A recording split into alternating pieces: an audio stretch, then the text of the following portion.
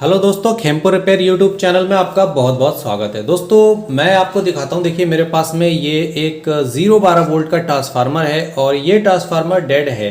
अभी कुछ दिन पहले मैंने इस पर एक वीडियो बनाया था और जिसमें मैंने आपको इसकी वाइंडिंग के बारे में बताया था और ये इसमें क्या क्या प्रॉब्लम्स आती हैं उनके बारे में बात की थी। लेकिन आपके कमेंट आ रहे थे, सर इसको रिपेयर करके आप दिखाएं। तो पहले मैं आपको चेक करके दिखा देता हूँ। देखिए इसमें जो है वो इसकी आप पहले देख लीजिए कि यहाँ पर जो वाइंडिंग है वो देखिए नहीं चल रही है। ठीक है, वो नहीं चल रही है, मीटर ओके है। अब हम इसकी सेकेंडरी वाली को भी चेक करके एक बार दिखाते हैं। तो देखिए ये वाली वाइंडिंग इसकी ठीक है। यही प्रॉब्लम है इसमें, ट्रांसफार्मर में सिर्फ यही प्रॉब्लम है कि इसकी रेड कलर वाली जो वाइंडिंग है वो नहीं चल रही है। तो दोस्तों आज हम इसी को रिपेयर करेंगे। इसमें कॉइल किस तरह से वाइंडिंग करी हुई होती है, चलिए मैं वो आपको दिखा देता हूँ। देखिए मेरे पास में ये कॉइल है और ये थोड़ी बड़ी है। ठीक है, ये चीज़ आप देख लीजिए, ये बड़ी है लेकिन जो कॉइल है वो जैसी ये है वैसी ही ये है, बिल्कुल सेम है, बस साइज का फर्क है। ठीक है, तो ये चीज़ जो है इसमें आप देख सकते हैं, ये चीज़ जो है ये इस कॉइल में प्लास्टिक की है। तो उसमें क्या होता है कि अंदर की साइड का जो प्लास्टिक होता है वो पिघल जाता है और उसमें वायर घुस जाती है। तो जब वो वायर मिक्स हो जाती है तो फिर उसको निकालना मुश्किल हो जाता है, क्योंकि वायर जो है वो बहुत बारीक होती है। तो अगर ये प्रॉब्लम नहीं होगी, कॉइल अंदर से अगर नहीं जली है, तो फिर हम इसको रिपेयर कर सकते हैं। तो मैंने एक ये बड़ी कॉइल दिखाई है एग्जांपल के तौर पे, आप इसी को देखकर समझ सकते हैं कि इसके अंदर जो कॉइल निकलेगी वो भी बिल्कुल सेम ऐसी निकलेगी। बस फर्क ये होगा कि ये छोटी होगी, ये बड़ी है।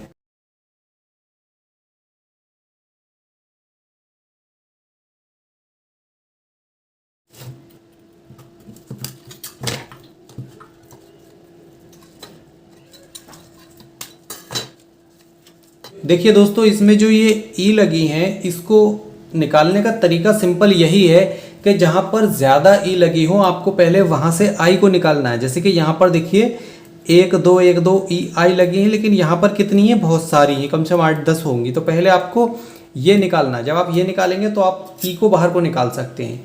अगर यहाँ से आप नहीं निकालेंगे और किसी अलग जगह से निकालेंगे, जैसे यहाँ से 2 हैं, यहाँ पर 2 हैं, तो अगर इस तरीके से आप निकालेंगे तो फिर ये नहीं निकलेगी। ट्रांसफार्मर को खोलने के लिए आपको सबसे पहले ई को वहीं से निकालना है जहाँ पर सबसे ज़्यादा लगी हैं, इसीलिए इनको लगाया जाता है ताकि कभी खोलने की जरूरत पड़े तो आसानी से यहीं से खुल जाए। ठीक है, आप किसी हथौड़िया से इसको मारकर खोल सकते हैं। तो देखिए इस तरफ की आई मैंने निकाल दी है और अब हमें इस तरफ की ई निकालना है। जब ई निकलेंगी तो कॉइल पूरी अलग हो जाएगी। बस यही तरीका है इसको खोलने का। ठीक है, तो मैं इसको भी इसी तरीके से हैमर से मारकर निकाल लेता हूँ। तो देखिए ई बाहर आ रही हैं, देखिए टोटली बाहर आ गई हैं। अब इसमें से सारी ई और आई आसानी से निकल जाएंगी, अब कोई दिक्कत नहीं आएगी। बस पहली जो ई होती है उसको निकालने में ही दिक्कत आती है।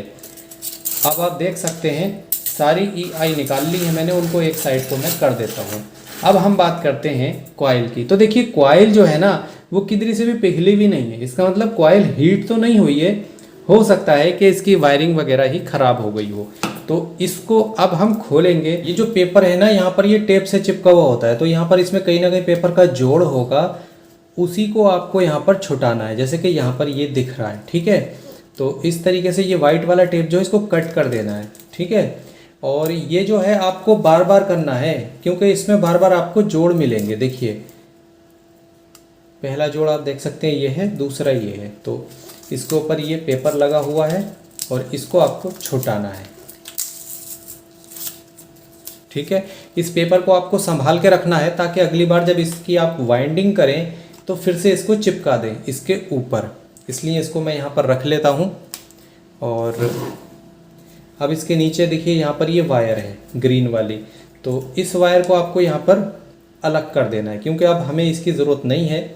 इसकी हम बाद में वायरिंग करेंगे जब हम इसको दोबारा से बंद करेंगे। ठीक है, तो इसलिए मैंने इसकी ये वाली तार भी छुटा दी है और ये वाली जो दूसरी वायर है इसको भी यहाँ पर छुटा दिया है। ठीक है, दोनों वायर को अलग कर दिया है।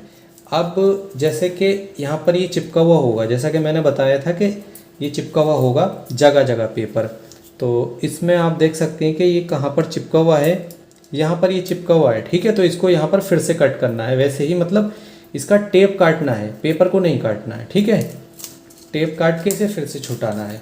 कुछ इस तरीके से ये टेप लगा होगा, इसको भी रख देना है, इसको भी अगली बार काम में लेना है। ठीक है, तो मैं इसको भी यहाँ पर रख देता हूँ। इस वायर को छुटाना है और आप ऐसे छुटाकर इसको रखेंगे तो ये उलझ जाएगी। तो इसलिए आप क्या करें कि कोई चीज़ ले लें, जैसे मेरे पास ये एक आप देख सकते हैं ग्लू है, तो मैं ग्लू को ऊपर इस तार को इस तरीके से लपेट लेता हूँ। ठीक है, इस तरीके से लपेट लेता हूँ। दोस्तों इसमें सेकेंडरी वायर की वजह से एक ही पेपर था, लेकिन जब आप प्राइमरी वायर को इसकी निकालेंगे, जो इसकी मेन वायर होगी, तो उसमें क्या होगा कि एक लेयर के बाद आपको पेपर मिलेगा, यानी कि हर लेयर के बाद आपको पेपर मिलेगा। ठीक है, इस वायर में ऐसा नहीं था, लेकिन उसमें ऐसा ही होगा। देखिए इस तरीके से मैंने इसको ग्लू के ऊपर लपेट लिया। ठीक है, इस वायर को हम फिर से बाद में लगा देंगे कॉइल के ऊपर।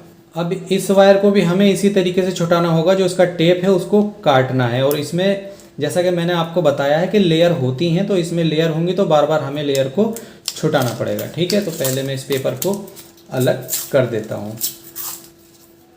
और इसके नीचे दोस्तों हमें मिला है फिर से एक लेयर जिसमें कि इसके कनेक्शन है। तो इन कनेक्शन को अभी हम यहाँ पर टेप को जो है वो छुटाएंगे, उसके बाद देखेंगे कि इसके नीचे यहाँ पर जो है कनेक्शन की वजह से कुछ प्रॉब्लम थी या इसकी वाइंडिंग भी ख़राब है। ठीक है, तो मैंने इसको यहाँ पर खोल लिया है और मैं आपको दिखाता हूँ। देखिए, ठीक है, एक वायर ये है और दूसरी वायर ये है। ठीक है, मैंने निकाल लिया है। अब हम इसको यहाँ पर एक बार डिजिटल मीटर से चेक करके देखेंगे कि इसकी वाइंडिंग जो है यहाँ पर ठीक है। देखिए ये तो अलग ही लग रही है मुझे, इसको देखते हैं एक बार। ठीक है, हो सकता है कि ये यहीं से वाइंडिंग करके ये चल जाए।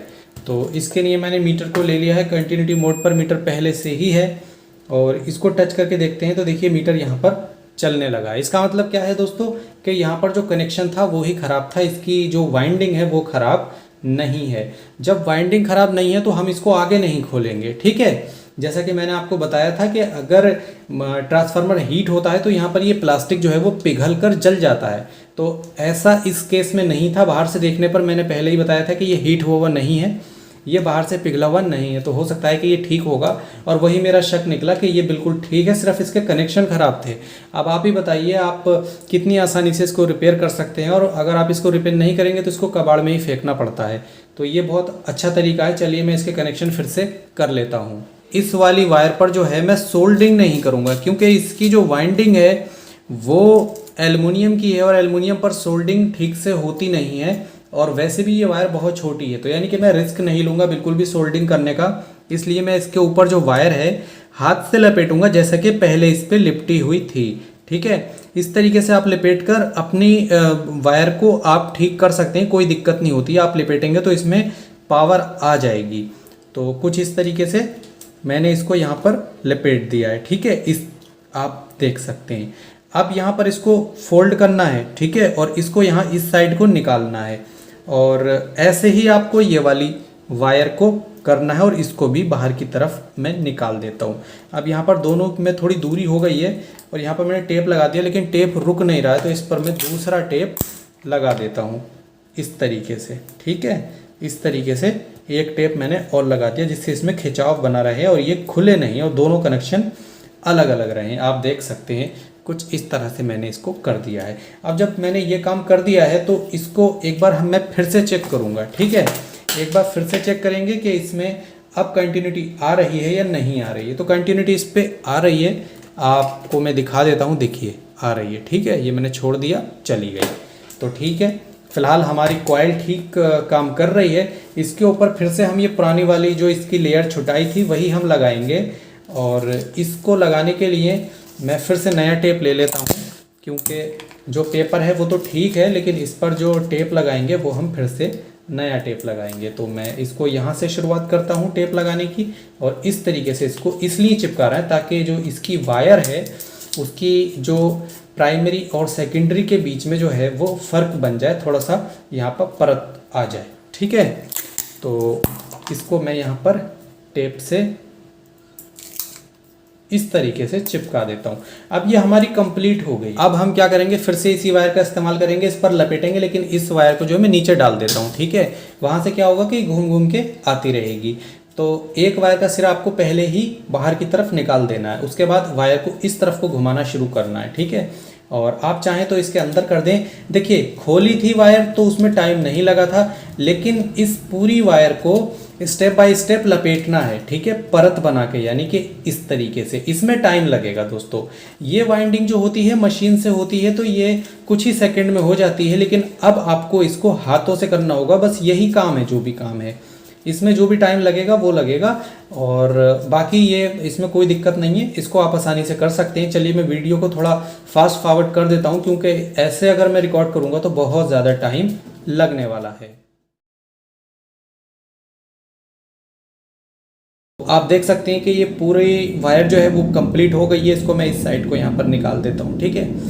अब दोस्तों मैं इसके यहाँ पर कनेक्शन करूँगा, और कनेक्शन करने के लिए पहले यहाँ पर मैं एक पेपर की जो लेयर है उसको लगा लेता हूँ। इसके लिए मैं टेप का यूज़ करूँगा, और टेप लगाकर ही हम पहले इसको यहाँ पर एक बार चिपका लेंगे इस तरीके से, ठीक है। ये टेप लगाया, इसके ऊपर यहाँ पर पेपर लगा दिया है, जिससे कि इसमें एक परत बन जाए। दोनों वायर का पॉलिश आप देख सकते हैं साफ कर लिया है, और अब इस वायर को हम फिर से लपेटेंगे, लेकिन इसकी जो वायर है ना यहाँ पर कार्बन आ गया, ब्लैक ब्लैक सी हो गई है ये, तो इसको नया निकाल लेते हैं। और ये वायर जो है दोस्तों ये अच्छी नहीं है, ये गल रही है यहाँ पर, ये वायर की कंडीशन ख़राब है। तो यहाँ पर इस वायर को मैं देखता हूँ तो ये भी वायर ऐसे ही है, देखिए ख़राब वायर है। तो मैं इसकी जगह पर दूसरी वायर लगाऊंगा। देखिए इस कलर की मैंने वायर ले ली है, और ये वायर काफ़ी अच्छी हैं।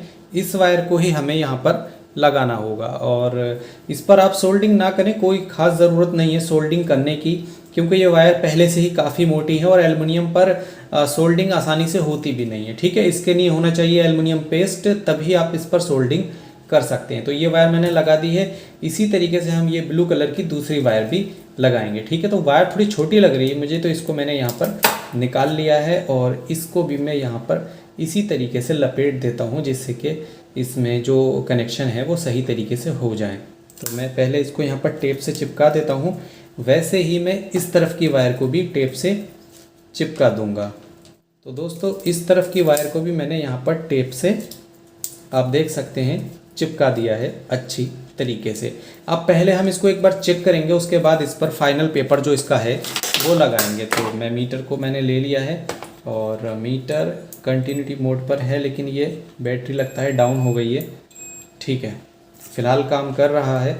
तो इसकी सेकेंडरी वायर जो है वो देखते हैं कि इसमें कंटिन्यूटी आती है। तो यहाँ पर कंटिन्यूटी आ गई है, इसको एक बार चेक करके देखते हैं यहाँ पर क्या आता है। तो यहाँ पर भी कंटिन्यूटी है, ठीक है। कॉइल हमारी ठीक हो गई है, कहने का मतलब ये है कि अब इसमें कोई भी प्रॉब्लम नहीं है। इस पर फाइनल पेपर जो ये ब्लैक कलर का है इसको भी मैं लगा देता हूँ टेप की मदद से। अच्छा दोस्तों एक चीज़ आप ध्यान रखें, जब भी ट्रांसफार्मर को रिपेयर करें तो ये आप ध्यान रखें कि वायर जो है ना उसको आप किसी चीज़ पर लपेटें, ऐसे ना निकालें, नहीं तो आपकी जो कॉइल है वो बिल्कुल जो है उसकी वायर वो ख़राब हो जाएगी, ठीक है, उलझ जाती है वायर। तो इस चीज़ का आप ध्यान रखें कि उसको किसी चीज़ पर लपेट लें, जिससे कि कोई दिक्कत ना आए। तो इस तरीके से मैंने फाइनल पेपर इसका लगा दिया है। अभी यहाँ पर भी मैं टेप लगा देता हूँ, ठीक है। और देखिए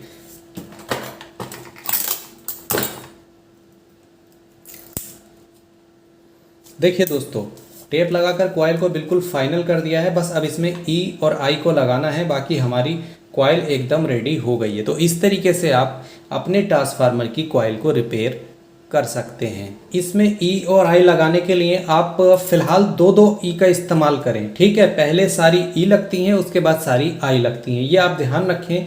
लास्ट में जाके आपको 8-10 जितनी भी आपको लगे उतनी आई लगा दें, ताकि अगली बार अगर ट्रांसफार्मर आपको खोलने की ज़रूरत पड़े तो आसानी से आप खोल लें। अगर आप कहेंगे तो मैं ई और आई किस तरह से ट्रांसफार्मर में लगाते हैं एक सही तरीका, और आपको एक कंप्लीट वीडियो बना के दूंगा अगर आप इसको लगाने का सही तरीका जानना चाहते हैं तो। चलिए मैं फटाफट से इसको लगा लेता हूं।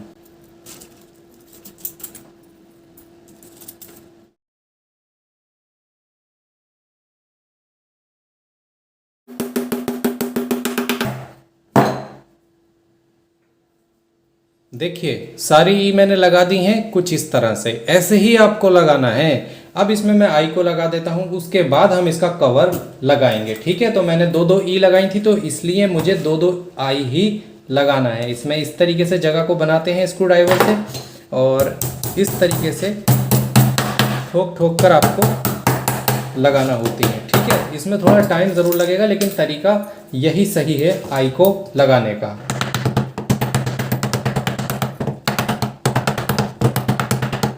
देखिए दोस्तों कितने अच्छे तरीके से हमने इसकी आई और ई को लगा लिया। ठीक है, अब यहाँ पर इसका जो ये पेपर है जो ये है इसको मैं लगा देता हूँ इस तरह से। ठीक है, और इसका कवर भी मैं इसके ऊपर रख देता हूँ। ठीक है, तो दोस्तों देख सकते हैं आप कुछ इस तरीके से मैंने इसका कवर लगा लिया है। अब दोस्तों इसको मैं आपको चेक करके दिखाता हूँ कि ये कैसा वर्क कर रहा है, वर्क करता भी है या ये ख़राब है। ठीक है, तो देखिए मैं इसको आपको डीसी पर तो कुछ भी चेक करके नहीं दिखाऊंगा, क्योंकि डीसी पर दिखाऊंगा तो मुझे फिर ब्रिज रेक्टिफायर चाहिए, कैपेसिटर चाहिए, मतलब काफ़ी टाइम लगेगा सप्लाई को बनाने में। तो मैं आपको इसको डायरेक्ट चेक करके दिखाऊंगा। ये मेरे पास में एक मेन लीड है और इसको मैं मेन लीड से ही इसकी जो मेन पावर है उससे ही कनेक्ट कर लेता हूँ। ठीक है, तो यहाँ पर जो ये रेड वाली वायर है इसको मैंने लगा लिया है। ठीक है, और ये मैं डायरेक्ट AC वोल्ट पर लगा देता हूँ। तो मैं इसको थोड़ा सा दूर को कर लेता हूँ जिससे मुझे शॉक वॉक ना लग जाए। और आप भी इस तरह से चेक करें तो बहुत ही सावधानी से टेप लगा कर चेक करें। ठीक है, अब मैंने ट्रांसफार्मर को लगा दिया है और इसमें पावर भी आ गई है क्योंकि इसमें आवाज़ आ रही है। चलिए पहले तो मैं ये देखता हूँ कि इसमें सप्लाई आ रही है या नहीं आ रही है। तो मैं सप्लाई चेक करने के लिए दोनों वायर को लड़ा कर देखता हूँ। तो देखिए स्पार्क हो रहा है। ठीक है, अब इसको चेक करने के लिए हम एक बल्ब ले लेते हैं। देखिए मेरे पास में ये एक बल्ब है और इसी को जलाकर मैं देखूंगा कि ये कैसा जलता है, क्योंकि ये हमारा बिना किसी ब्रिज रेक्टिफायर के भी जल सकता है। ठीक है, तो मैंने इसको डायरेक्ट पे लगा दिया और देखिए ये बिल्कुल ओके चल रहा है, मतलब कोई भी दिक्कत नहीं है। तो आप इसी चीज़ से समझ गए होंगे कि ट्रांसफार्मर जो है वो बिल्कुल सही तरीके से काम कर रहा है और आप भी इस तरह से अपने ट्रांसफार्मर को रिपेयर कर सकते हैं जो आपका ख़राब ट्रांसफार्मर हो। तो दोस्तों अब आपके लिए कोई भी शक नहीं है, मैंने बहुत सही तरीका आपको बताया है। और दोस्तों काफ़ी मेहनत लगी है इस वीडियो को बनाने के में, इसलिए आप इस वीडियो को ज़रूर से ज़रूर लाइक करें, शेयर करें और हमारे चैनल को भी सब्सक्राइब कर लें। चलिए मिलते हैं नेक्स्ट वीडियो में, तब तक के लिए थैंक्स फॉर वॉचिंग।